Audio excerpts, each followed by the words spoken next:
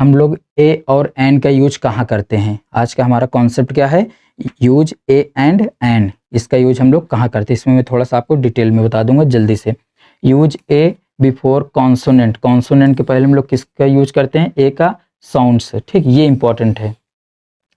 केवल आप लोग कॉन्सोनेंट मत देखना, कॉन्सोनेंट साउंड समझना। ठीक, ध्वनि के साथ, ठीक, साउंड के साथ। एंड का यूज किसके साथ करते हैं? वावेल साउंड के साथ। सिंपल सा समझो, कॉन्सोनेंट साउंड के साथ हम लोग ए का यूज करते हैं, वावेल साउंड के साथ किसका यूज करते हैं? हम लोग एन का यूज करते हैं। ठीक, सिंपल समझो। देखो कैसे साउंड यहाँ पर बता देंगे एग्जाम्पल में कैसे। She has a pen, she has a pen. ठीक, उसके पास एक पेन है, तो यहाँ पर देखो पेन लिखेंगे ना, ये पेन।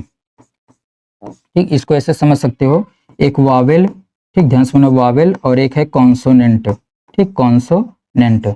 यहाँ पर ध्यान समझना, वावेल और क्या है? कॉन्सोनेंट। वावेल मतलब हिंदी में समझ लो स्वर। ठीक, हिंदी से रिलेट करोगे कभी गलती नहीं होगी।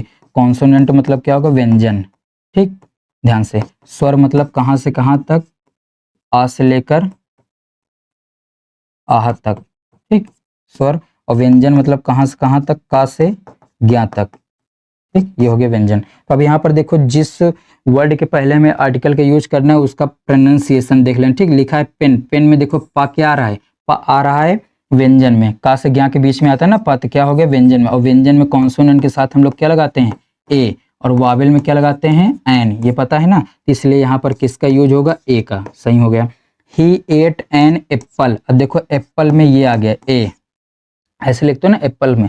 देखो जिस शब्द के पहले लगाना है उसी को देखना। ठीक, कि उसका प्रोनाउंसिएशन क्या है, हिंदी में देखना। तो ए आ गया। अब बताओ ये जो ए आई है स्वर है व्यंजन? अगर स्वर है ना, ये स्वर है, स्वर में आ से यहाँ तक उसी में ए आता है। ठीक, तो ये क्या हो जाएगा? वावेल। और वावेल के साथ क्या लगता है? एन। इसलिए यहाँ पर क्या है? एन सही है। तो उम्मीद करते हैं आपको समझ में। अगर आपको और भी प्रैक्टिस करनी है तो मैं कुछ वर्ड दे देता हूँ, आप खुद से प्रैक्टिस कर लीजिएगा। जैसे मान लो मैं यहाँ पर लिख देता हूँ यूनिक। ठीक, तो बताना इसके पहले क्या लगेगा। ठीक, इस तरीके से। अगर मान लो यहाँ पर मैं लिख देता हूँ अम्ब्रेला, मैंने क्या लिख दिया? अम्ब्रेला। तो इसके पहले भी आप बताना क्या लगेगा। दोनों देखो, दोनों में यू लिखा हुआ है। ठीक, दोनों में क्या लिखा है? यू। लेकिन यहाँ पर देखो यूनिक बोलेंगे तो या आएगा, और यहाँ पर हम लोग अम्ब्रेला बोलेंगे तो आएगा। ध्यान से देखो, लिखा सेम था ना, ध्यान समझना। बट ये स्वर है और ये हमारा क्या है? व्यंजन है। तो स्वर है तो यहाँ पर क्या लगेगा? एन। और व्यंजन है तो यहाँ पर क्या लगेगा? ए। क्लियर है? समझ में आ गया?